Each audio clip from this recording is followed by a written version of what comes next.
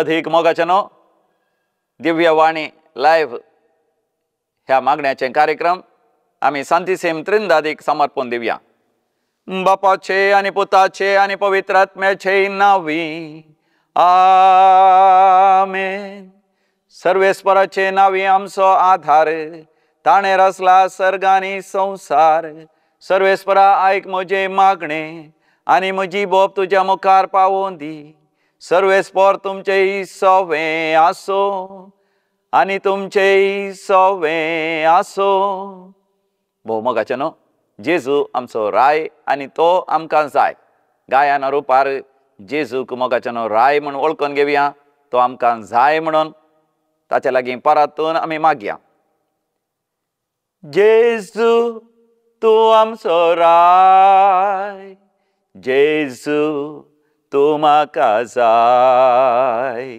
हालेलुया जेजू तूं म्हजो राय, जेजू तूं म्हाका जाय. अर्गां तुका स्तुती तुका, अर्गां तुका स्तुती तुका. जेजू तूं म्हजो वैज, जेजू तूं म्हजें दायज. हालेलुया जेजू तूं म्हजो वैज, जेजू तूं म्हजें दायज. अर्गां तुका स्तुती तुका, अर्गां तुका स्तुती तुका. जेजू तूं म्हजो देव, जेजू तूं म्हजो जीव. हालेलुया जेजू तूं म्हजो देव, जेजू तूं म्हजो जीव. Hallelujah, hallelujah, hallelujah, hallelujah. प्रार्थुया. भोव मोगाळा सर्गींचे बापा, सर देण्याचो दातार तूं, सर आशिर्वादाचो उगम तूं. सर्गार तूं वस्ती करताय, देखून सर्गींचेर दीस लावन सर्गींची दारां बडोवन बापा आमी तुजी मजत मागता, तुजी कृपा मागता, तुजी बरी भलायकी मागता, तुजी सुटका सोडवण मागता. आंतरी बरी भलायकी आनी शांती समाधान आमी मागता. आमच्या संवसारी जिवितांत जे कितें गरजेचें आमकां, वय बरें शिकप, आमच्या बऱ्या देण्याची प्रगती आनी बरें काम, बरो दीस पडतो ग्रास, आर्थीक आशिर्वाद, कुटुंबा सांगाता जियोंक आमचें म्हणलें बरें एक घर आनी सर सवलत्यो, सर तराचें संरक्षण आनी सुरक्षा आनी जिवितांत वर्तो भरवसो पिडे शिडे वेळार तुजी बरी भलायकी.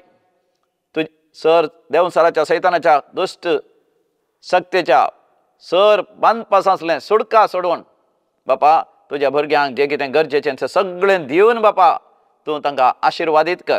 तुज्या आशिर्वादान तुजी भुरगीं ह्या संवसारांत तुज्या पुता जेजू क्रिस्त थंय सस्नीक जिवीत जोडून ह्या संवसारांत तुका महिमा दिवचें तसलें जिवीत जियोंक आमकां फोव कर. तूं राजवडकी चलयताय तुज्या पुता जेजू क्रिस्त थंय पवित्र आत्म्याच्या शक्तीन ससनाच्या ससनाक. आमेन, आमेन, आमेन, आमेन. Praise the Lord. हालेलुया. देव बरो दीस तुमकां समेजता. तुम्ही सगळ्या संवसारार खंयसर आसल्यार दिव्यवाणी लायव्ह हे मागण्याचे कार्यक्रम तुमच्या जाग्यार येवन भोंवता. कित्याक देव तुमच्या लागीं उलोवंक आशेता, देव तुमचेर आशिर्वाद घालूंक आशेता. मात न्ही देव तुमच्या सांगाता आसा हे देव स्पश्ट करूंक आशेता. मोगाचे न्हू आमी पवित्र पुस्तक उक्त करया. थंयसर पवित्र पुस्तक उक्त केल्यार आमकां वाचूंक मेळटा जुआंच्या वांजेलांचो 5व्या अध्याय, gospel of Saint John chapter 5. आमी थंयसर पयल्या वळींत हांव वाचता. बेतसादा म्हणलें एक तळें आसलें जेरुसलेमाच्या देवाळा भितर. आनी त्या तळ्या लागीं जायतो लोक राखून रावतलो आनी विशेश जावन पिडेस्त येवन राखून रावतलो की त्या संप्रदाया प्रमाणे लोक चिंतलो सर्गार्थान एक आंज बडवो येता आनी त्या तळ्याच्या उदक हालयता आनी केन्ना ते हालयता म्हण कळीत ना त्या हालयल्ल्या तक्षण कोण पयलें त्या तळ्याक देंवता तो पिडेस्त बरो जाता देखून व्हडा बरवशान जायतो लोक विशेश जावन पिडेस्त थंयसर राखून रावतले देखून थंयसर जायते मंडप केले पिडेस्तांक रावप आनी तांच्या पैकी एकलो पिडेस्त 38 वर्सां तो राखून आसलो तो एक आरीचो पिडेस्त आरीची पिडा म्हळ्यार पॅरलायज्ड ताका सारकें चलोंक जायना उठोंक जायना बेगीन उदका बेगीन देवोंक जायना देवल्याक वयर येवंक जायना असलो एक व्यक्ती जावं पुरो बेत काण घेवन तो चलतालो एक शेलो ताच्या आंगार आसलो आनी बिकेचें एक आयद आनी ताचे लागीं आसलें आनी तो थंयसर राखतालो केदाळा त्या तळ्याचें उदक आंज बडवो हालयता आनी केदाळा हांव देंवतलो आनी बरो जाता 38 वर्सां तो राखता आनी तो बरो जावना पूण मोगाच्यान तो नेणा जालो देवूच ताच्या जिवितांत येवचो आसलो मनीस जाल्लो देव स्वामी जेसू क्रिस्त तेणेच्यान आयिल्लो तो जेरुसलेमाच्या देवळा भितर सरतना दुसऱ्या पवित्र जाग्यार या अधिक पवित्र जाग्यार श्रेष्ठ पवित्र जाग्यार वेच्या बदलाक तो हांगासर खंयसर पिडेस्त आसात थंयसर रडतलीं आसात कश्टतलीं आसात आनी दुबळीं आसात अनवरांत आसलीं आसात तांच्या लागीं तो आयलो तरी ह्या आरीच्या पिडेस्ताची दिश्ट त्या तळ्याचेरच आसली स्वामी जेसू थंयसर आयिल्लो ताका कळोवंक ना देखून स्वामी जेसूच ताका विचारता तुका बरो जावंक गूण जावंक खुशी आसा गी मोगाच्यान खेद व्हरतें भाग ताचें देवूच ताचे लागीं विचारनासा तुका बरो जावंक खुशी आसा गी पूण मोगाच्यान ताका हें कळना गी देव ताचे लागीं विचारनासा देवाचो ताळो ताच्या काळजांत आयला पूण मोगाच्यान तो ताका समजना many times we do not understand some of the languages I heard there are some computer languages which we do not know आमी मोगाच्यान विविध भास उलयता आमी आमच्या गांवांत तरी कोंकणी उलयता तुळू उलयता कन्नड उलयता हिंदी आनी इंग्लीश उलयता आनी जर तर कोणी मल्याळम उलयल्यार सारकें आमकां समजना तामीळ उलयल्यार आनी कांयच समजना तेलुगू आनी ओरिया आनी बिहारी कितले भासो आसात आमच्या भारत देशांत लागभग 3000 भासो आसात खंय तर मोगाच्यान देवाची भास आमकां हर एकल्यांक समजत की ते आमी देवाची भुरगीं पूण ह्या आरीच्या पिडेस्ताक समजलें ना ताणें कितें म्हळें थंयसर आमी वाचता त्याच जोवांच्या वांजेलांत 5व्या अध्यायांत 7व्या वळीर म्हजो म्हणलो कोणूच ना मोगाच्यान म्हजो म्हणलो कोणूच ना म्हणटा तो आरीचो पिडेस्त कित्याक त्या तळ्याचें उदक आंज बडवो हालयता आसतना तळ्याक देंवन आपूण गूण जावचे बरी जावंक म्हाका कोणूच कुमोग करतलो ना म्हजो म्हणलो कोण खंडीत जावन मोगाच्यान ह्या संवसारांत हर एकल्याक आवय बापूय म्हणली आसतात भाव भयणी म्हणली आसतात सैरीं धैर्य आसतात कुटुंबाची आसात दायची गोत्रां आसतात समुदायाची आसात शेत समारची आसात पूण हो आरीचो पिडेस्त सांगता आपणाक म्हजो म्हणलो कोणूच ना म्हजो म्हणलो कोणूच ना म्हणलें एक चिंता मोगाच्यान अधिक वर्ती एक पिडा फिलींग लोनली अनाथ आपणाचें म्हणलें कोणूच ना तसलें चिंता मोगाच्यान भिरांकूळ जावन आसा एका तरान हांव आर्नॉल्ड निवास प्रायवंताच्या घरांत सुरवेत जावन आसलो तें स्थापन करूंक की हांव एका तरान कारण जावन आसा डिवायन कॉल सेंटरांत आसतना हांगासर लोकांनी दिल्लें धान घेवन थंयसर दामास्कटे प्रायवंताचें घर home for the senior citizen Arnold निवास स्थापन केला थंयसर हांव सेवा दिवन आसतना त्या प्रायवंताची सेवा दिता आसतना एकली प्रायवंत स्त्री म्हाका हिंच उतरां म्हणटली केदाळे फादर म्हजो म्हणलो कोण ना हांवें तेका विचारचें तुज्या आवय बापायन भुरगीं कितलीं ती म्हणटली 13 भुरगीं आनी त्या 13 भुरग्यांक कितलीं भुरगीं जाल्यांत आनी नातलां जाल्यांत आनी पणतुरां जाल्यात आनी हांवें तिका विचारचें तुका कितलीं भुरगीं माय आनी ती म्हणटली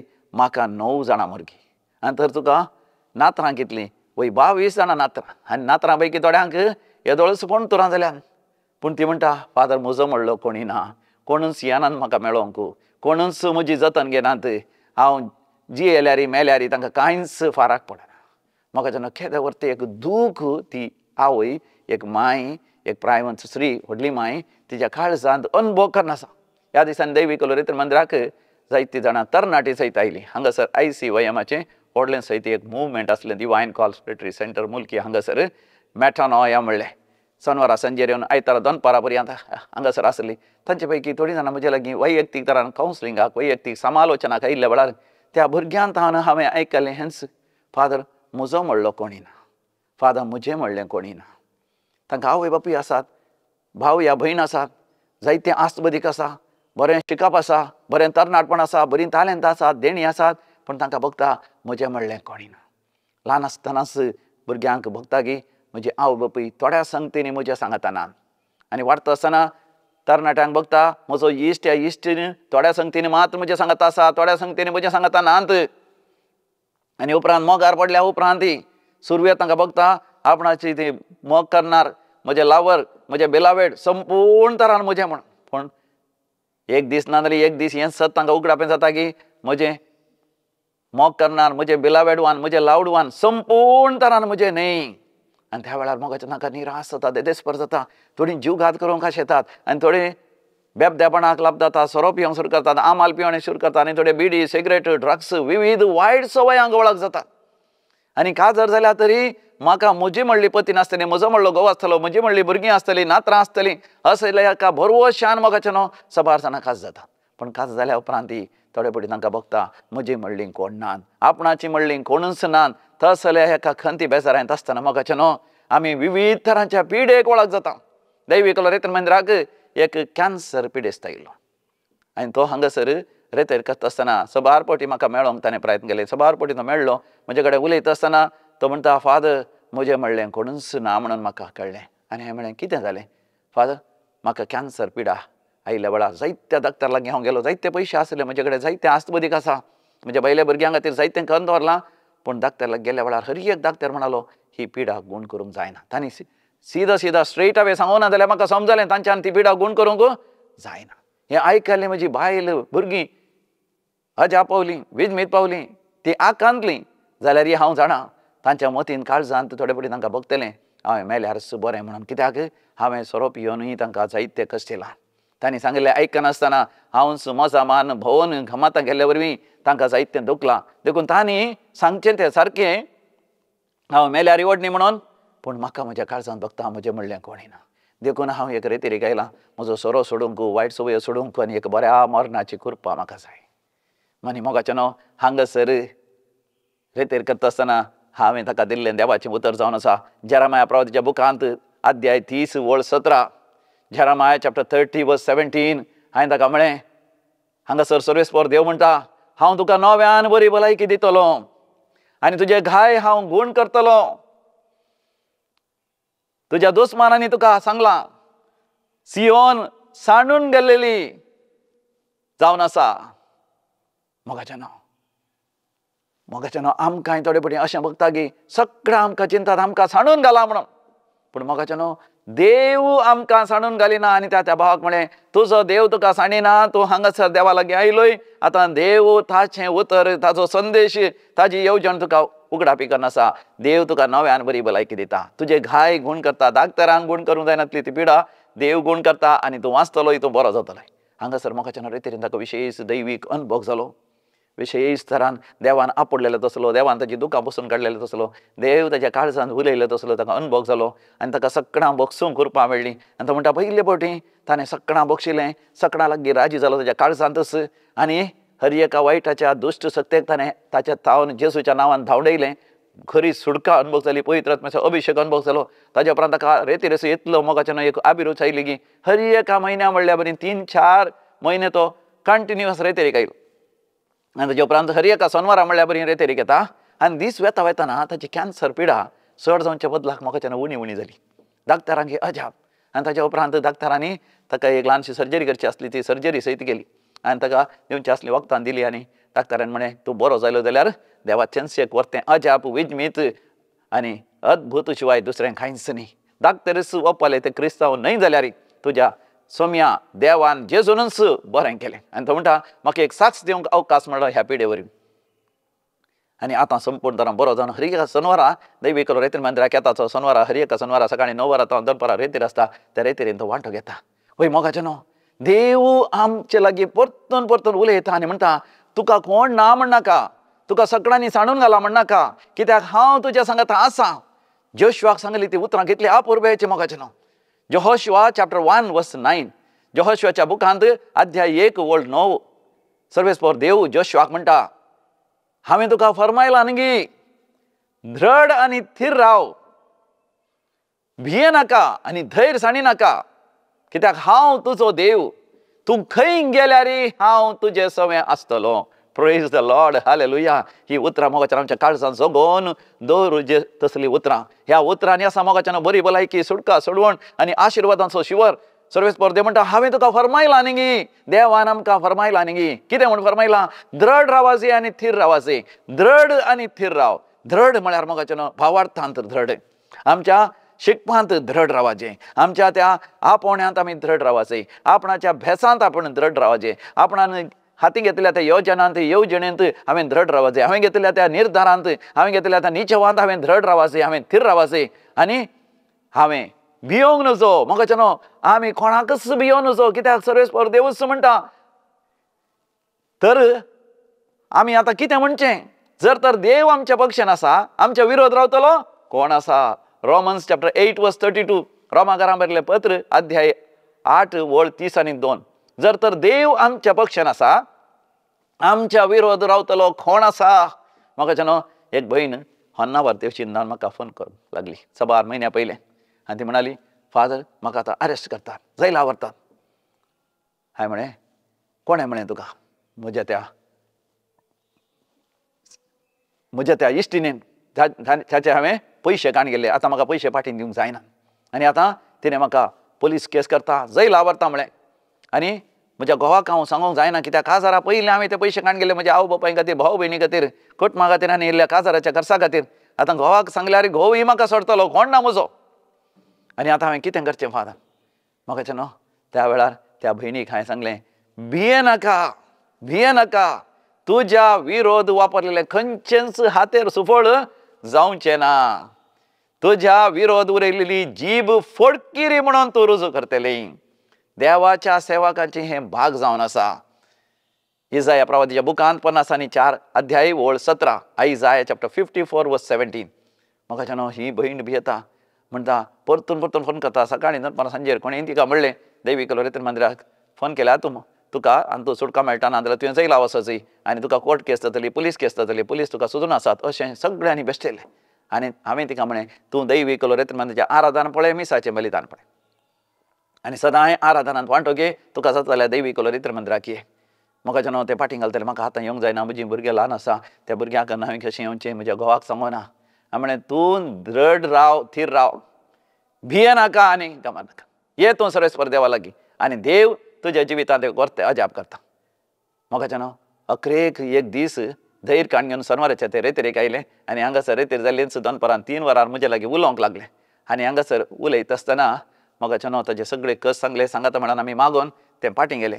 फाटीं वचून रातीक म्हाका फोन कर म्हणटा, फादर आज शनवारास आमच्या घरा पुलीस आयिल्ले म्हाका धरूंक. जर तर हांव आसलें जाल्यार हांव जैला वयती आसलें, आनी आयतारा आनी सोमारा बेगीनच म्हाका भायर काडी नातले, आनी हांव जैलांत आसती आसतली, कोणूच म्हाका कुमक करनातलें. देवाक अर्गां हांव हांगासर रेतेर मंदिराक आयलीं. आनी तेंच म्हणटा, फादर तुमी सांगलें तें देवाचें उतर न्ही जालें म्हज्या जिवितांत. म्हज्या विरोध वापरलेलें खंयचेच हातेर सुफळ जावचें ना. म्हज्या विरोध उलयली हर एक जीब ती फोडकीण म्हूण रुजू करूंक साध्य जातलें. कित्याक देवाच्या सेवकांच्या भुरग्यांचे हे भाग म्हज्या जिवितांत देवानी हे भाग म्हाका फोव केले म्हूण. म्हाका आतां 3 म्हयन्या उपरांत ती म्हणटा, कित्याक देवानच तिका राखलें सांबाळलें. थंय जावन ती बॉम्बे गेली, बॉम्बे वचून कामाक रावन थंयसर जोडटा आसतना आतां इतलेच पयशे तेजे इश्टिणेक तिणें दिवंक सुरू केल्यात. आतां बेगीनच तें इस्रायला वयचेर आसा. इस्रायल वचून थंय तांणी पयशे जोड ताजे इश्टिणेक तें दिवचेर आसा. इस्रायल वचोंक जायते पयशांची गरज आसा, 10-15 लाख, आनी ते 10-15 लाख सयत दिवंक एक व्हडलो स्पॉन्सर मुखार आयलो. आनी ते म्हणटा हें सगळें देवान म्हज्या जिवितांत केलां. Praise the Lord, hallelujah. म्हाका देव आमच्या पक्षान आसा जाल्यार आमच्या विरोध रावतलो कोण? देव आमच्या पक्षान आसाच. म्हाका केवल आमी समजून घेतल्यार पवता. दिव्य वाणी लायव्ह हे मागण्याच्या कार्यक्रमांत म्हाका वस्सू संदेश तुमकां मेळचो. देव तुमच्या सांगाता आसा, देव म्हज्या सांगाता आसा, देव आमच्या सांगाता आसा. जुआंवच्या वांजेलांत 8व्या अध्यायांत आमी पयल्या वळीर तावन वाचता, एका स्त्रियेक व्याभिचार करता आसतनाच धर्न जेजू सरशी आपण हाडलें. फारिसेवांनी, त्या शास्त्र्यांनी, त्या सुदेवांनी तिका धरलें आनी जेजूनी तिका फातरावन तिका लगाड काडीचें म्हणलें तांची आलोचन. मात न्ही जेजूक शिरकावन घालीचें म्हणून तांची आलोचन. पूण जेजू लागीं तिका हाडटा आसतना खंडीत जावन जेसूच्या मोतीन आयलें जाबयेत। जर तर व्याभिचार करता आसतनाच तिका धरलें तर व्याभिचार केल्लो दादलोय आसतलो, दादल्यान तिचो फायदो सोडला, त्या दादल्यान तिचेर जुलूम केला, न्ही जावन दादलो चड अपराधी, ताका आपण हाडूना। पूण तरी जेजू तांकां कांयच सांगलें ना, नाका, कित्याक मोइशेच्या कायद्या प्रमाणे, पोरण्या तेस्तामेंतांत मोइशेच्या कायद्या प्रमाणे व्याभिचारान सांपडलेल्या स्त्रियेक फातरावन जिवेशी मारिची। आतां तो दादलो तरी सुकोन गेला आनी आतां जेजू कितें करता? जेजू कांयच उलयनासतना थंयसर धरणीर बसता आनी धरणीर बरोवंक लागता। आनी मोगाचें आतां धरणीर ताणें कितें बरयलें तुमी म्हाका सांगा, कितें बरयलें? तुमी म्हणूंकात ताणें बरयलें थंयसर आसल्या सगळ्यांची पातकां, या थंयसर आसले सगळे पातकी, अशें सांगलें। या त्या स्त्री निरापराधी म्हणून तिचे तर्फेन जेजू उलयलो, या बरयलें थंयसर, कितें बरयलें जावंक पुरो। पूण मोगाचें न्हू, म्हज्या नियाळाक येवचें जावन आसा ताणें थंयसर बरयलें, स्त्रिये हांव तुज्या सांगाता आसां। कित्याक देवाचें नांवूच जावन आसा, हांव आसां, हांव आसलो, हांव आसां, हांव सासणाक जिवो, हांव जिवो देव तुज्या सांगाता आसां। ते वास्तस स्त्रियेक कितली दादोसकाय भोगली। तिणें खंडी जावन चिंतलें आसतलें, आपणाचें म्हणलो कोणूच ना, आसोंक बरो तिका आवय बापूय घोव या भाव भयणी या कोणी कुटुंबाची या खास जालें जाल्यार तिची भुरगीं बाळां, पूण कोणूच त्या वखदार तिच्या सांगाता रावोंक शकली नात। या भियेलीं ती, कित्याक सगळो लोक तिका फातरावंक सोदता आसतना कोणूच तिच्या सांगाता रावलो ना। पूण जेजू एकलो मात्र थंयसर बरयता, हांव तुज्या सांगाता आसां। आनी तितल्यार थंयसर आसल्या समेस्तांक तांच्या पातकाची वळख जाली, तांचे पातक तांकां उडास आयलें, कित्याक जेजून तांकां सांगलें, तुमच्या पैकी कोणी पातक करनातलो आसा तर तिका पयलो फातर उडोवन दी। आनी तितल्यार एकल्या उपरांत एकलो, प्रायवंत आनी तरणाटे, भुरगीं तशें दादले स्त्रियो सगळे आपले फातर सकला घालून तांचे इतल्या चलतच रावली। आनी जेजू मात्र त्या स्त्रिये सांगाता थंयसर उबो आसलो। जेजू मात्र मोगाचें अक्रेक आमच्या सांगाता उबो रावतलो आनी कोणूच उबो रावचो ना। आनी तो जेजूय कितल्या मोगान तिका म्हणटा, हांवें तुका गुन्यांवकार मानिना, हांवें तुजेर अपराध मानिना, I also will not condemn you, go in peace. पळय मोगाचें जेजू आमच्या पातकांची शिक्षा आमकां दिना, आमकां आमच्या जिवितांत कसलोच शिराप आमचेर येवंक सोडिना। कोणें शिराप घाल्यार माटमंत्र शिराप जावन दी, ब्लॅक मॅजीक, तें काळें मॅजीक म्हणटात, ह्या काळोखाची पदवी मोगाचें आमकां कितेंच करूंक शकना। बॉम्ब्या पुजा, मुर्ती पुजा, कोणेंय बोलमेसारचे भुताची मजत मागची, देंवसाराची सैतानाची मजत मागची, पूण मोगाचें आमकां तें कांयच करूंक शकना, कित्याक जेजू आमच्या सांगाता उबो आसा। पूण तो उबो आसा म्हणल्यार मोगाचें आमकां धड जायचे, आमचो पाती आनी थीर जायचे। देखून बोपयत पुस्तकांत मोगाचें देवान परतून परतून म्हळां, हांव आसां तुमच्या सांगाता, हांव आसां। लगभग 366 फावटी मोगाचें पळयत पुस्तकांत सर्वेस्पर देव म्हणटा खंय, हांव आसां तुमचे सांगाता। आनी विशेश जावन 100 फावटीन तरी मोगाचें स्पश्ट तरान देव सांगता, हांव तुमच्या सांगाता आसां। मातेवाच्या वांजेलाच्या अकरेक 20 आनी 8 अध्यायांत 20व्या वळीर स्वामी जेजू आपल्या शिसांक अपोस्तलांक म्हणटा, हांव आसां तुमच्या सांगाता संवसार सरापर्यंत। जेजू तांच्या सांगाता रावून तांच्या जिवितांत अजापां विजमितां आनी व्हड महत्कार्यां करून तांच्या सांगाता आसा म्हणून ताणें दाखोवन दिलें। मार्काच्या वांजेलांत 16व्या अध्यायांत 20व्या वळीर आमी थंयच वाचता। तर मोगाचें देव आमच्या सांगाता आसा, कोणी आमच्या सांगाता ना जाल्यार। जुवांच्या वांजेलांत जर तर आमी 4थो अध्याय घेतल्यार, gospel of Saint John chapter 4 verse 1 onwards, ती सामरियाच्या स्त्रियेचे जिणयेचे एक घडी जावन आसा। ती उदक हाडूंक बांय लागीं दनपाराशें वता। दनपारां मोगाचें विशेश वताच्या वेळार सगळे स्त्रियो घरा आपल्या घोवांक दनपाराचें जेवण वाडटात आनी उपरांत इल्लो विशव घेतात। पूण त्या वेळार ती स्त्री थंयसर उदका लागीं गेली, कित्याक तिका लज दिसतली। मात न्ही हेरां स्त्रियां सांगाता ती बरसनातली, कित्याक लोक सगळो तिच्यो खबरो करताले, तिच्या विशयांत आड उलयतले, अवमर्याद ती उतरां उलयतली, कित्याक तिच्या जिवितांत आमी जाणां थंयसर तें सगळें घडीत वाचता आसतना तिका येदोळस 5 घोव जाले, 5 घोवां सांगाताय तिका रावोंक जालें ना। आनी आतां आसा तोय तिचो घोव न्ही, म्हणजे ती एका वायट चालींत, वायट संगतींनी ती जिवन आसा।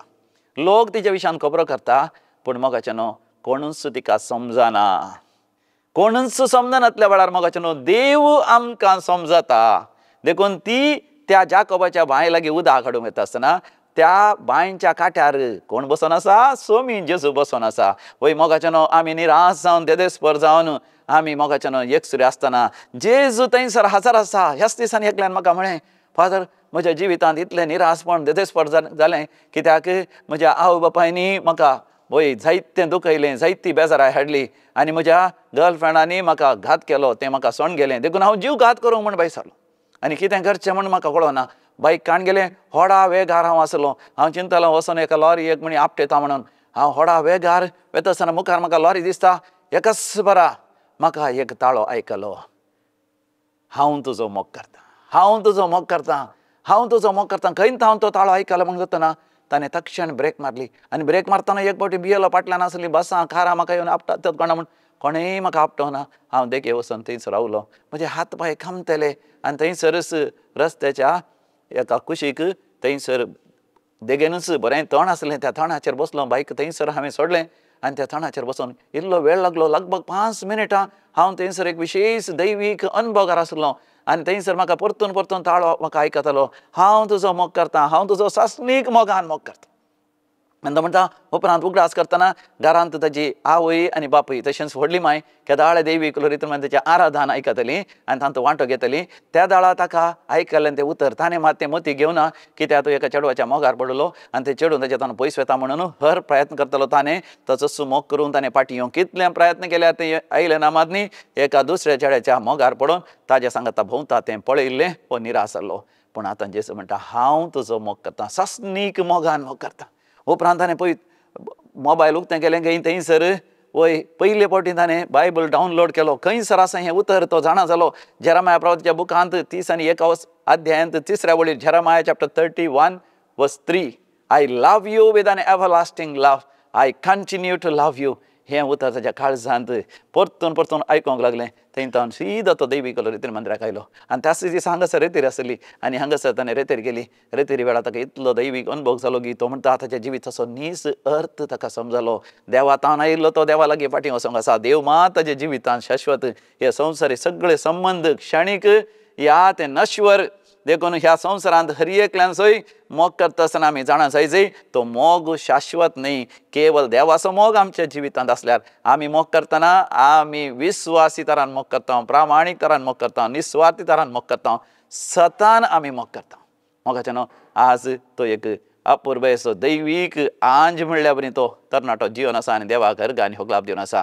मोगाचें न्हू देव तुज्या काळजांत उलयता आनी म्हणटा तूं भियेनाका, तूं खबर नाका, हांव आसां तुज्या सांगाता. सासणीक मोगान हांव तुजो मोग करतां. तूं म्हजोच, तूं म्हजेंच. एक घडीभर मोगाचें न्हू दोळे धांपया आनी तो ताळो आमी आयकुया. सोमयाचो तो ताळो. धैर्य घे आनी थीर राव. हांवें तुका फरमायलां न्ही गी, धड आनी थीर राव. भियेनाका आनी धैर्य साणिनाका. हांव तुजो देव आनी तूं म्हजो पूत, तूं म्हजी धूव. तूं खंय गेल्यार हांव तुज्या सांगाता आसा. वय सर्गीच्या बापा, तूं आमचो कितलो मोग करताय बापा, कित्याक आमी तुजींच भुरगीं, तुजो पूत आनी तुजे धुव. तुवें आमकां आपणायलाय बापा. संवसाराच्या स्थापनेंत आमकां तुवें वेंचलाय बापा. आवयच्या गर्भांत थावनच तुवें आमकां नांवान आपयलाय बापा. आजय तूं आमचे लागीं उलोवन आसाय बापा. आमच्या काळजांत तुजो ताळो आयकोंक आमच्या आत्म्याचे कान उक्ते कर बापा. तुजो ताळो आयकून तुज्या मोगांत सदांच जियोंक फाव कर. दिव्य वाणी लायव्ह ह्या मागण्याचे कार्यक्रम पळयतल्या हर एका विक्षकांचेर, आयकतल्या हर एकल्यांचेर आशिर्वाद घाल बापा. तांच्या गरजा प्रमाणे तांचेर आशिर्वाद घाल. तांची दुखां बसून काड, तांची कन बेजाराय पयस कर. कोणाकच एकसरपण बगोवन दिनाका बापा. तुज्या पवित्र आत्म्यातय देवा बापा तूं सदांच तुज्या भुरग्यां सांगाता आसाय. तुजो हात उबारलेलो आसा तांचेर आशिर्वाद घालूंक. वय तुज्या पुता जेजू क्रिस्त थंय सदांच तूं उजवाडाची, मोगाची, सताची, प्रामाणीक वाड तूं दाखयताय. वय पवित्र आत्म्याच्या वेंगेंत वय तो उज्याची एक वय जावन तांच्या भोंवतणी वय तूं तांकां राखताय आनी संरक्षण दिताय. हो अनुभव हर एकल्याक फाव कर बापा. काम नासल्यार बरें काम फाव कर. कामाच्या जाग्यार प्रमोशन आसतल्याक बरें प्रमोशन मेळोवन दी. सांबाळ मेळनातल्यांक बरो सांबाळ मेळोवन दी बापा. परगांव सांश येता तांकां वेळार विजा पासपोर्ट जावन दी. शिकतात बापा. इतक्या विद्यार्थ्यांक बरी जाणवाय उगडासाची सगत आनी ती गिन्यान मोत आनी शिकोवंक धैर्य. भियेन आसतना, निराश जायनासतना कठीण परिश्रम करून शिकोवन बरो फुडार आसा करूंक, देणी उर्जीत करून समाजेंत एक वर्तें नांव हाडूंक हर एकल्याक फाव कर बापा. काजर जावंक आशिल्ल्यांक वेळार एक बरी सैरीक तांकां जिविताचो सांगातीन फाव कर. काजर जिवितांत भुरग्यांचे देण्यांतल्यान बरें भुरग्यांचे देणें फाव कर बापा. भुरग्यांची बिडा गूण कर बापा. व्यापार वहिवटांत शेताबाटांनी नश्ट आनी पयशांचो तत्वार आर्थीक अडचणी अनुभव करतल्यांचेर आशिर्वाद घाल बापा आनी तांकां बापा उदरगती ग्रेस्काय सवलत्यो सगळे फाव कर विशेश जावन बापा तुजो मोग तांच्या काळजांत घाल हर एकल्यान तुज्या पुता जेजू क्रिस्त थंय सोडवण जोडिचय हर एकल्यांनी बापा वय मिसाच्या बलिदानांत वांटो घेसय आनी बोपयत्री क्रिस्त थंय एकवटान जियेसय घरांत मागणे रजार आसचे आमचे हर एकल्यांची घरां हर एकल्याची कुटुंबां भावार्थाची पाळणी जायचय अशें बापा तुजी आशिर्वाद आनी बेसांव तुज्या भुरग्यांचेर भरपूर घाल म्हण आमी तुजे लागीं परतून मागता तुज्या पुता जेजूचे नांवी आमेन आमेन आमेन. सर्वेस्पर तुमचेय सवें आसो आनी तुमचेय सवें आसो आनी सर पदवेदार देव बाप आनी पूत आनी पवित्र आत्मा तुमचेर आपलो आशिर्वाद घालूं आमेन. भोवमोगाच्या न्हयच दिव्यवाणी लायव्ह कार्यक्रम तुमच्या सरसी तुमच्या घरा तुमच्या मोबायलाद्वारे या तुमच्या टीव्हीद्वारे आंतरजाळाद्वारे तुमकां पावता मात न्ही तुमच्या जिवितांत वर्ती अजापां जातात विजमेतां जातात आनी देव तुमकां आपयता तर मोगाच्या न्हू हांगासर म्हजे फोन नंबर आसा फोन कर तुमचो अनुभव म्हाका तुमी सांगा मात न्ही तुमचे कसले गरजो आसल्यार विनवणी आसल्यार म्हाका धाड दिया तुमच्या गरजां बसो डिवायन कॉल सेंटरांत आमी मागता तुमकां साध्य जाल्यार हांगासर येवन एक बरी रेतेरी करा देव तुमचेर भरपूर आशिर्वाद घालून दी. Praise the Lord hallelujah.